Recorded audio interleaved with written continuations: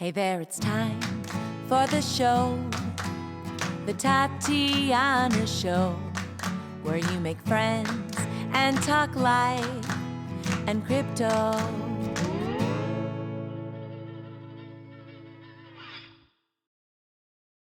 Hello, everybody, and welcome to an edition of the Tatiana Show, where I think what we can do is explore where does liberty go from here. I'm joined today by my friend Eric from Rebel with a Cause. You may have heard that podcast, seen us on each other's social media networks. And he is a liberty lover, just as I am. We are content creators. And now it seems like the whole world is changing and there's a lot of censorship going on. And I feel like there are certain people that I want to interview, but I know that I'm going to get censored. And I don't really care that much, except that I'm worried that, now they're starting to use the term domestic terrorists, right? And it's a very slippery slope. So welcome to the show. And what do you think about the 1984 that we're really ramping up this year? Well, thanks for having me on, Tatiana. It's so crazy. And all this kind of started with Brennan kind of outing libertarians as the next boogeyman to be watching out for. The people who want to leave everybody alone and, not steal from them all the time. Yeah, it's just now we're the domestic terrorist. So much, in fact, that I had to go to Twitter and put domestic tourist in my Twitter thing. So just to kind of needle people a little bit. Well, pretty soon they're not even going to let us be touring around. I've been hearing rumors that they are thinking about shutting down interstate travel. So I can't wait to get away from that torture. Yeah. But the numbers are not as striking. And, you can have lots of people that'll quote numbers from this statistic or from that, and then you can go back and forth. But in my experience, it doesn't even matter because people are just in their mental camps. And I don't know, like if I were an evil overlord, I would be really impressed with my handiwork. I would be like, this worked great. Look at a bunch of these slaves, that they're just going along without thinking. And I'm not saying that there's no COVID or anything like that. Right. But I'm saying that, people have suspended their critical thinking skills right now. Do you think that that's getting worse? Do you think that's always kind of a thing? What do you think? Yeah, I think it's always kind of there in the background. It's kind of like background radiation. It's always present. But this whole thing is kind of shined a light on people's just willingness to do whatever it is that the government is telling them to do. And I saw a picture of a car the other day. It goes, "I got my Fauci ouchie," and it shows like a vaccine needle. So I was like, yeah, I think I'm not going to be able to keep my composure if I see something like that in public anymore. So it's just, I was like, the Fauci ouchie. Oh, good. You got it to rhyme. Yeah, well, that brings up a good point, right? Like, I had a girlfriend of mine reach out to me the other day, and she's in England. And the last time I spoke with her, she told me that she was afraid of the virus, and I could not visit her for at least a year, maybe longer. And to be honest, I haven't really wanted to talk to her because I don't feel like we have a similar worldview. And I think that these worldviews have gone so far off the rails. But there's shade, right? So she might think that I'm one way. I might think that she's another way. But then there's people that are just left and right and hardcore. So is there a place for people to come together? Or do you think that do we just stop talking to people for a couple of years until this blows over? Is it going to blow over? Yeah, I think eventually they're not going to be able to suppress what they're seeing out in the world. I mean, the other day they had this video of some kind of beachside bar there in Florida, and everyone's like sitting on couches together. Nobody's got a mask on, and the comments underneath were ridiculous. Like on one spectrum, it's like, look at all these people with the super spreader event, and the other side was like, oh man, I need to go visit Florida like right now.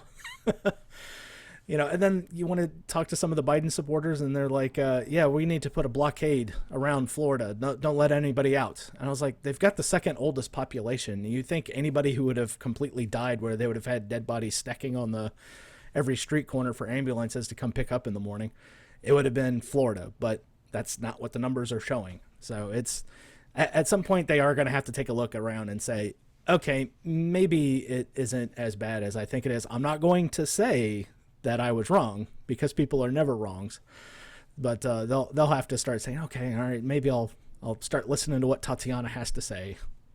Well, do you think that we're looking at secession? I have a friend of mine who's in Texas, and he's saying that they're thinking about secession. Yes. And I had Scott Horton on my show a few months ago, and he said that he doesn't think that secession is possible because the United States government purposefully put a really, really large military base right in the center of Texas, Yeah, Fort with Hood. the hopes that they would keep that as a stronghold. But I would think that I mean, how hard is it going to get to, like, if you live in Texas and you're in the army there, I don't think you're going to want to shoot your neighbors just to protect your army base. But I mean, you'd have to really get into people's heads, and that's what I think's been really so insidious about this. I would say even maybe takeover is a bit of a strong word, but maybe not.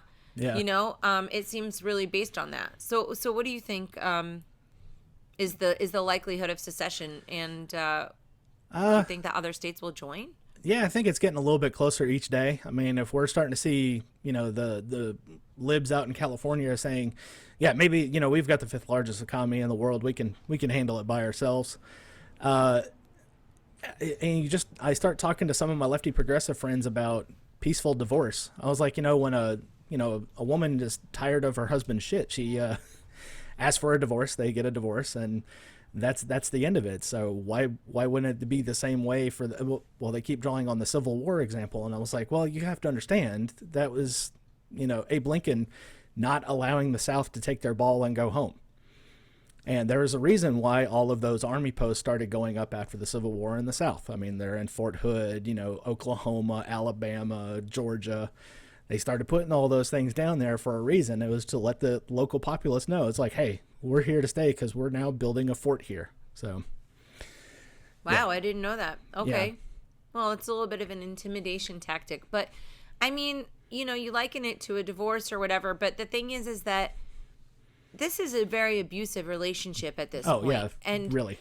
And what we've seen this past, year is really a whole new level of, I don't know, like, a lot of people are waking up, but at the same time, they're really putting on the gas. I mean, it's going full on. Every single dystopian novel that I can think of is really represented. So Yeah. Congrats, guys, for taking good notes in class for horrors. Yeah. So, yeah, I mean, do you think that people have a chance to fight back? And are we even allowed to talk about fighting back? I mean, look at the way that they've separated us, right? You can't go on to any of your social media networks without just seeing the same stupid posts or being brainwashed or, worrying that if you say a word that everybody's going to freak out. Sometimes I'll say to my friend, oh, I'm going to terrorize you or something. And then I mean it as a joke. And now I'm afraid to write that Yeah. into my message. And, like, that's just a silly thing. And I do think that that's going to become increasingly worse. So do you think that there's a way of stepping back? I mean, I think there's always things like the GameStop thing, right? That Yes. was really uncontrolled and sort of interesting. Maybe it was a plant, maybe not. But it showed the power of the people. Yeah. What do you think is on our horizon? Yeah, if people continue to be divided and not really taking any moment to critically think about things, it's going to get ridiculous on the social media. And, they'll just drive us underground into our own little thing. I mean, they're already starting to talk about blackballing Signal and Telegram. And, we've all got, little groups on Telegram and Signal right now because they're encrypted and you can't see what's in there unless you're actually invited in. So I saw Jack Dorsey had tweeted out like the #1 app to be downloaded in the last couple of days after Parler got taken down with Signal. And I said, oh, look, he's shot calling. He's telling them where to go next. So, yeah, that's also interesting. I made a comment today about Elon Musk telling people to go buy Dogecoin. Yeah. And I was like, well, maybe, I don't know, is that allowed? I mean, I guess you can say that, sure, but that just seems weird. And also, I don't want everybody to put their money into Doge. They should put it into Bitcoin. Why is he telling them to put it into Doge? Is he putting it into Doge? No, if he is, spent should he be pumping it? Yeah, he spent $1.5 billion on Bitcoin. So, right, but is he even allowed? Because if you're like 50 Cent, you can't just say pump 50 Cent coin. And I mean, Dogecoin isn't simply identified with him. It's a little bit funny. Would it be okay if he said one coin is okay or another? Yeah. I mean, I kind of want to start a revolution, so I'm down with that. But why into Doge? Yeah. Seems lame. Yeah, I think out of everything, Doge kind of started off as like this meme, and it was really just kind of a joke. And then when you kind of look at some of the technicals of it, it's not very inflationary. It's got like a steady rate of inflation, and you start looking at the technicals, and it's like, okay, all right, maybe it makes sense on some level. I gambled with it a little bit. I put like $40 on it and ended up making 80, and then pulled out of it before it. It's fine. Yeah, I mean, if you're gonna gamble, suck, yeah, but it's not like a real thing. Yeah. Maybe I'm looking at it wrong. Maybe I'm not advanced enough, because money is subjective, right? And whoever wants to use it, Yeah. and maybe he could start a whole Doge economy. Yeah, I mean, you could. I mean, if you're willing to take it, it's like money is whatever you make it is. But isn't that weird that Elon Musk can just pump a coin and then take advantage of that? Yeah. I mean, I don't know. I guess anybody could do that, right? But Yeah. I've never really thought about it now that it's in the context of Doge, So what have you seen among different podcasters? You're always supporting everybody. And have you been talking to people? Do they feel censored? Are they able to monetize? Do people care about monetization? How are people's views? Is it just the dumps all around? I mean, there's a little bit of it here and there. We're all kind of like, worried that at any moment the bird site's going to take us down, or, they're not going to get hosting anymore. So some of the other podcasters, we kind of started going around. It's like, okay, well, how are they not going to be able to censor us? Like myself and Nick Pacone of Peace Freaks, we get together and we talk about the show The Expanse for about a half hour after every episode. And we kind of interject little liberty topics here and there and how it applies. Yeah, Really? And one of the factions of The Expanse, they use the Anarchy A to show what they are. It's just what they call the Belters, and it's all these people who left Earth and Mars to go find a living out in the asteroid belt, mining for minerals and ice and everything. And so, yeah, they have a big anarchist A, and they're not part of what they call the inners, is Earth and Mars. Mm-hmm. And so we've been talking about it. And then you got, people like Brian McWilliams and everybody, they're talking about all of the crazy shows on Bravo, and they just call their podcast Bravo and Beer. So we're all kind of spreading out a little bit and not really talking about libertarian stuff so much. But every now and then we'll inject some kind of anarchist or libertarian philosophy in there, kind of catch the listeners or the watchers and say, oh, okay, well, maybe the libertarians aren't as crazy as we think that they are. They're nerds just like us. Yeah, I mean, I think probably 80% of people are libertarians, or maybe 70 or something like that, if you really gave them the chance to kind of experience it. Right. Do you feel like, all right, first of all, The Expanse I heard is really, really good. Yes. But don't you feel kind of limited with the shows to kind of comment on? Because I think that a lot of them, for example, I don't want to watch the Epstein documentary on Netflix or whatever, because I know they're not going to get to the good stuff. And they're just going to teach me about a couple people, and then they're going to show some pictures of Trump, and then I'm supposed to be like, okay, that's all wrapped up now. Thank you. Goodbye. Yeah. And I don't even want to partake in that. Unfortunately, I feel like a lot of these shows that maybe would be a little bit more edgy, for example, Black Mirror, right? Yes. You can't do Black Mirror now. Way too close for comfort.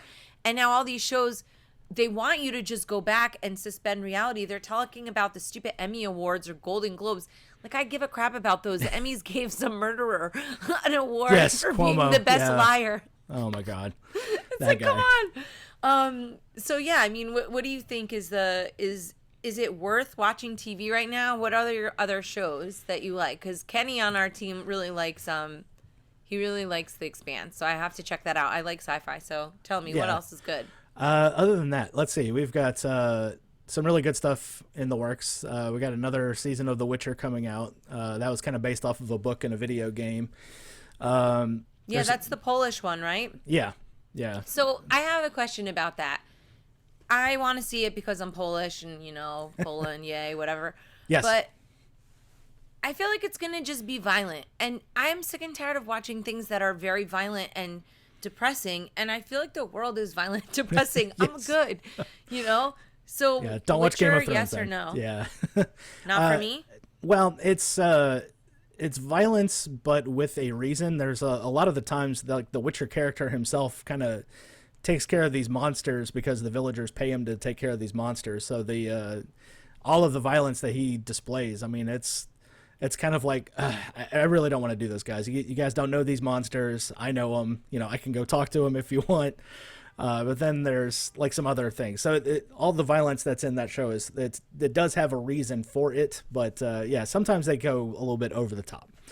Yeah, so Game of Thrones not going to be your best friend there on that one, because I mean, That's exactly what I was thinking Yeah. of when I made the comment. You know, I got into Game of Thrones, and just every season, more people are dying, and they're cutting the wiener, and they're eating it, and they're just the wedding, and the blood everywhere, and the kid falling Yeah. from the tree, just starting out. I mean, the whole thing was just Yeah. fraught with peril. Yeah. And then the end. Spoiler alert. You know, where he's got to murder his girlfriend. Jesus Christ. yeah, his aunt who he slept with. That part I really like. I liked the romance, and when I found that out, I wish that it made me root for them less, but it didn't. Yeah. I still wanted them to get together, and I really didn't like that, and I felt like I was being brainwashed there. Yeah. I don't know. It's a hot mess. The world is like a propagandist playground. Oh yeah. And now, even like the alternative markets, right? Like these alternative news stations, I don't trust them. Do you trust them? I feel like some of them Not are just really. there to lead us down some stupid little random path, don't you think? Yeah, I mean, when you're looking at Fox News, like back in its heyday, I mean, it was Republican water carrying from one show to the next. Now it's kind of like Republican light CNN almost, and then they have like this One America News, and that's TDS of a different variety. That's Trump devotional syndrome right there. So it's Yes, it's very crazy. bizarre. Like, I like some of their things because if I had to pick a team, I was on Team Trump. I thought maybe he could pardon some people. I feel like he represented the rebel vote, yeah. but let's face it, you know, whatever. So I don't know. I mean, do you think that anybody's ever going to believe in a presidential candidate? I don't think so. I didn't believe at all.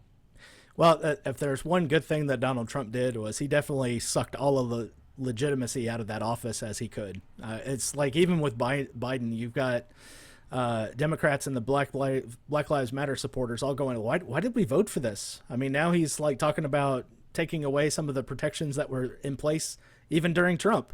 You know, he didn't touch some of the things. And so now they're posting that all over Twitter. In fact, there's like an entire Twitter thread of Biden supporters posting their L's, and it's like all of their videos and posts and everything about how they're now got buyer's remorse with Joe Biden. Oh, really? Why Yeah. is it an L? Posting their losses. So, Okay. yeah. Well, I'm sorry, but if anybody was stupid enough to think that Biden was going to do anything good, they're like a moron. Yeah, same thing with Trump. I think he made a few good points. And I don't know, I mean, yeah, he kind of stuck a middle finger up to the press and everything else, and we all kind of laughed about that. You know, he was doing stand-up comedy on every one of his little rallies, and you know the left just could not take being laughed at. They just don't like that at all. no, they went, and you know what it is that makes him more appealing? It's that everyone hated him so much, and they lost their marbles around him. Oh yeah,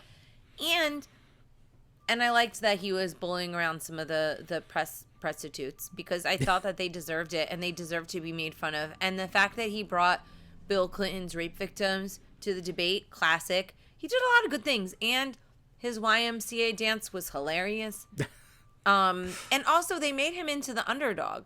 yeah, And I don't know, he's an interesting character because I feel like he came out as a response to the order being threatened by Ron Paul. yeah, Because we had a lot of the people from the left, a lot of the people from the right. It was the Love-olution. It was all good vibes right, in those rallies. And then you have the Trump monster, and everybody wants to, you know, kick some ass every once in a while, but you don't really want that guy kind of in charge all the time, right? And Yes, so that's what we ended up with. yeah. Well, I mean, what got everyone behind Ron Paul? He was talking about ending all of the wars overseas and, you know, not messing with the money supply here at the House. And Trump kind of came in and stole a little bit of that thunder. He goes, yeah, all those wars, bad idea. I don't even know why we're doing it. Of course, I'm going to attack it from a utilitarian stance.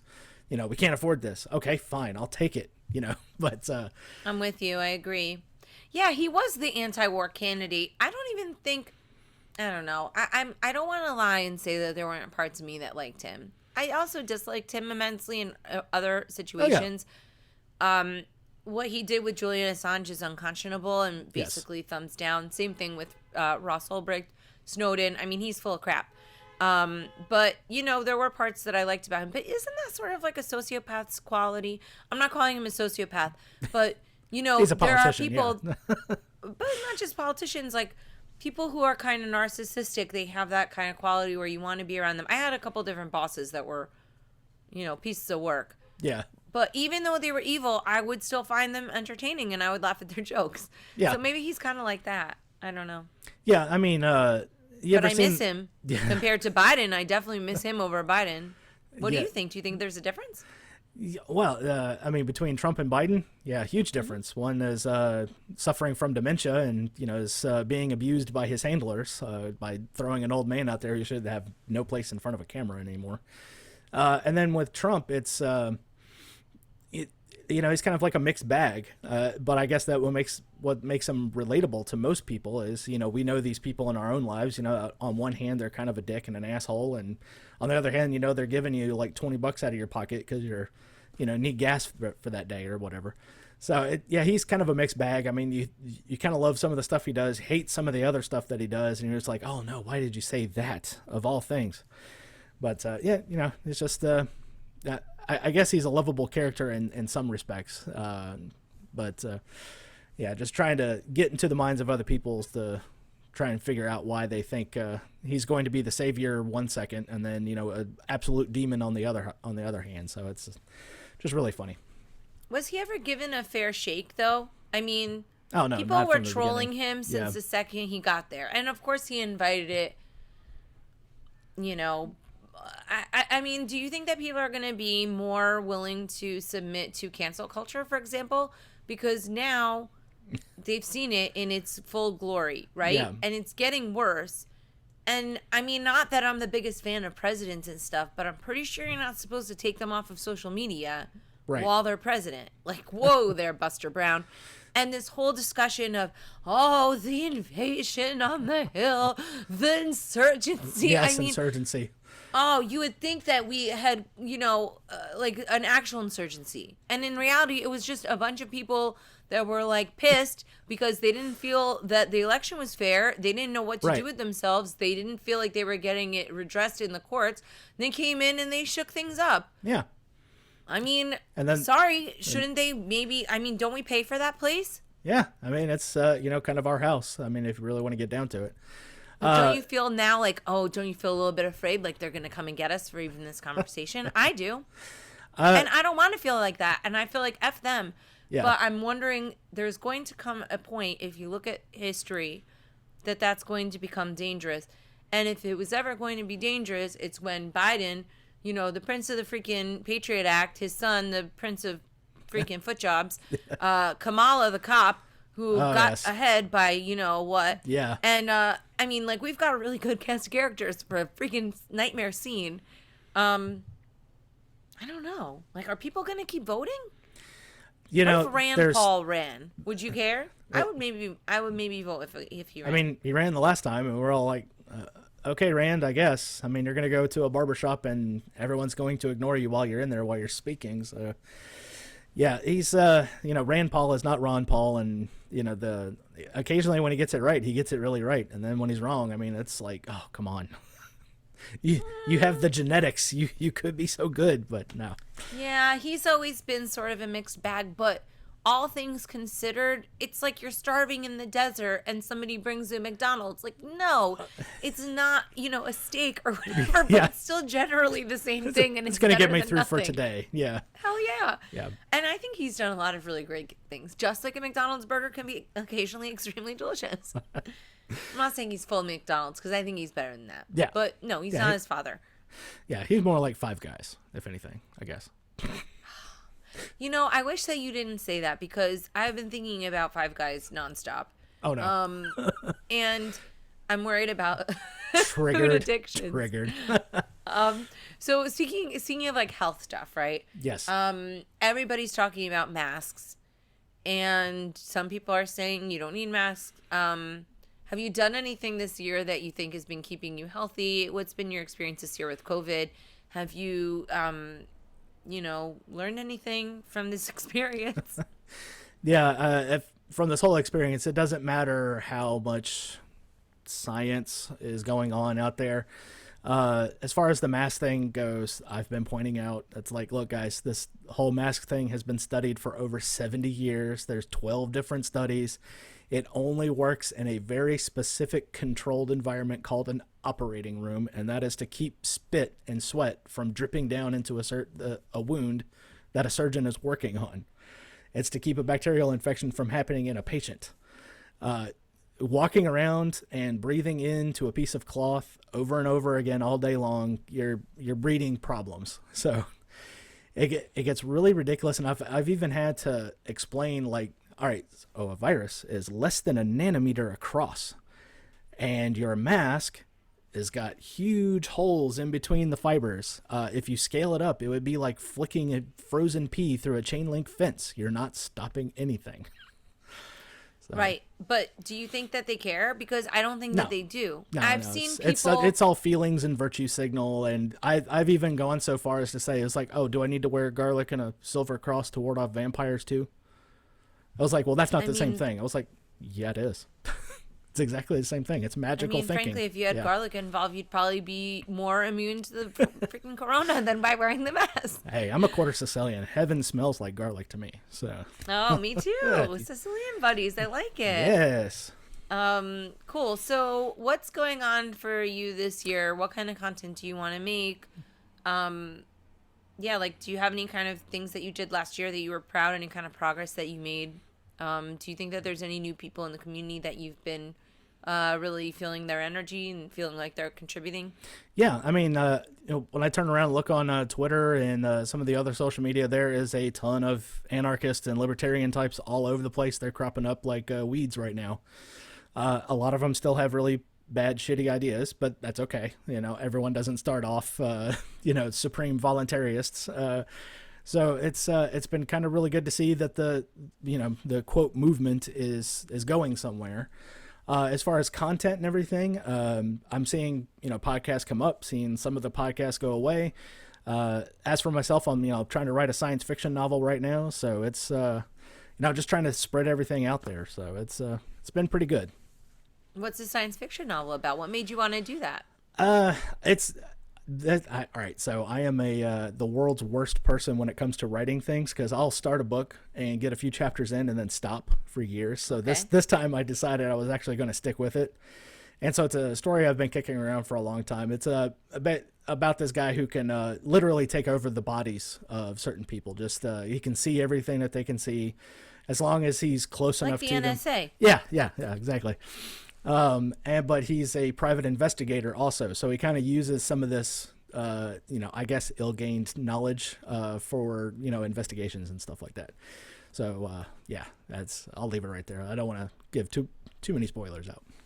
Well, on Proof of Love, my other podcast, which is like relationships and a little bit tech-based, my co-host Lauren is also deciding to write a book, and so she's wanted to do that for a while, and I think that because we have this period of time where everybody's forced to be alone and be bored and stuff, I think it does offer a lot of opportunities to write and stuff. I have a Jordan Peterson course that I purchased and I have not used, but I'd like to maybe go through that. But I think that it requires a little bit of a digital detox. Right. And now, we're thinking about social media, and I have good friends. For example, Kingsley Edwards owns Float. I love Float. Yeah, Yay.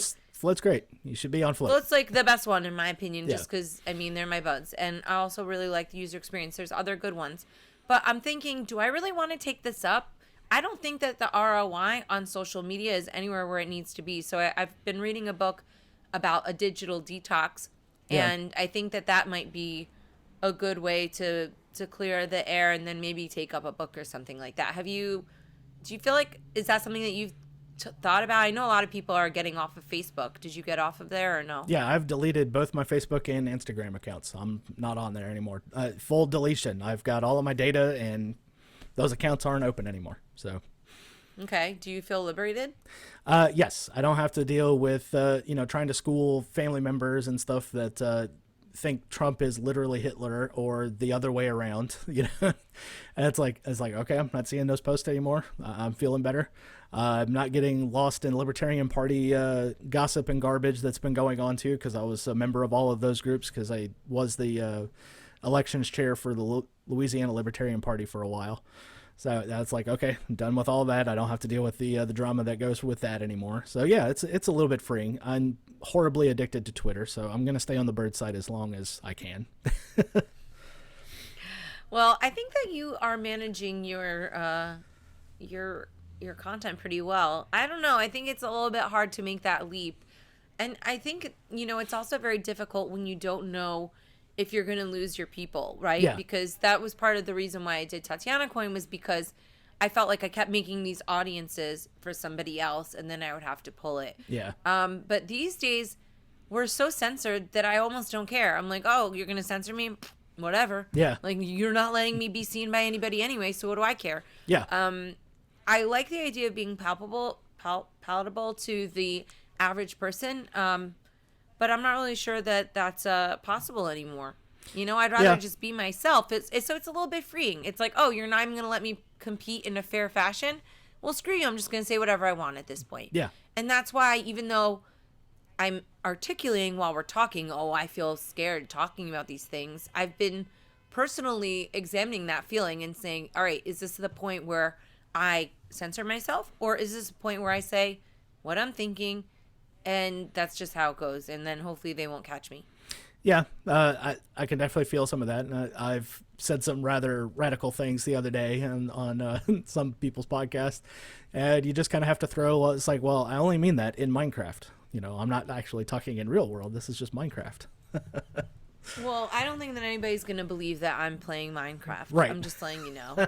I've complained about video games more than once, although I do have friends that are making money off of video games, which really irritates me as a older sister to a little brother that would play all the time, and I told him it was worthless, because now apparently it's not that worthless. Yeah. But do you play any video games? I'm not sure that's a good trend, but I like the money part.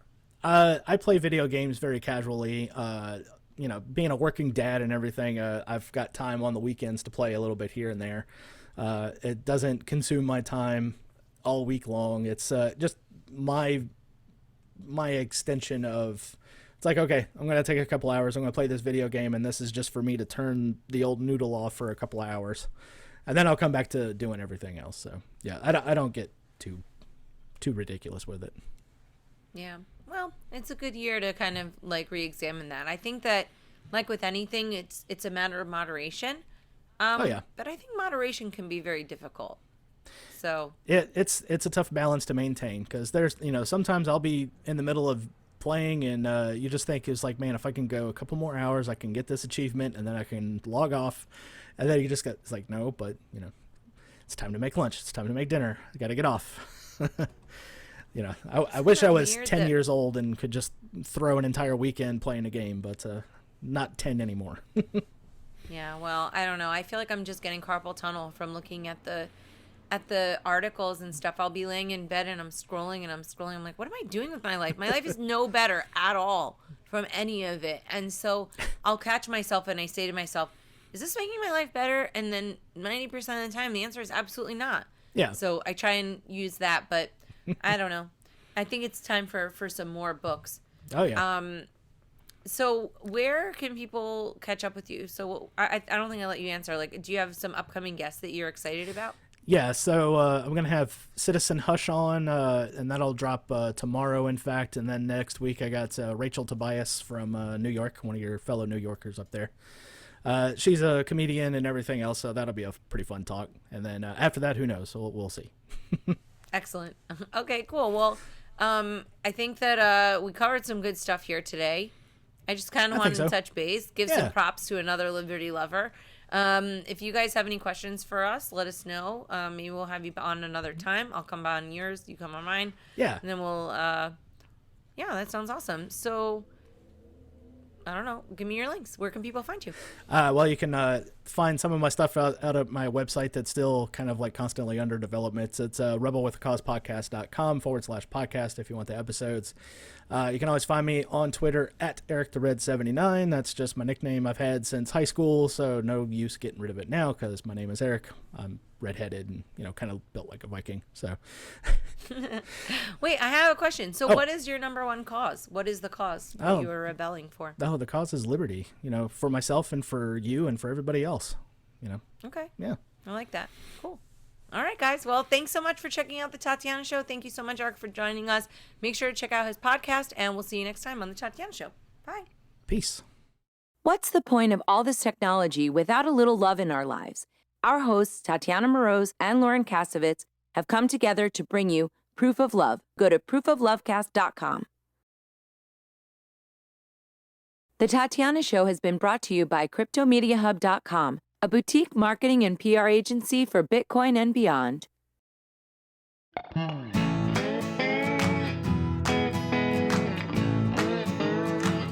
Hey there, it's time for the show, the Tatiana Show, where you make friends and talk life and crypto. We gotta think and reflect and use lots of intellect with our hearts when we work together. I know that it can be so hard out there, looking all around and saying that life ain't fair. So that is why we will fight and stay up late at night, listening to the Tatiana Show. Thank you for listening to the Tatiana Show. Please follow us on Twitter at Queen Tatiana or on Facebook and Instagram at Tatiana Moroz Music. More episodes can be found at thetatianashow.com, and make sure you leave a review on iTunes and tell your friends. You are listening to The Tatiana Show. This show may contain adult content, language, and humor and is intended for mature audiences. If that's not you, please stop listening. Nothing you hear on The Tatiana Show is intended as financial advice, legal advice, or really anything other than entertainment. Take everything you hear with a grain of salt. Oh, and if you're listening to us on an affiliate network, the ideas and views expressed on this show are not necessarily those of the network that you're listening on or of any sponsors or any affiliate products you may hear about on this show.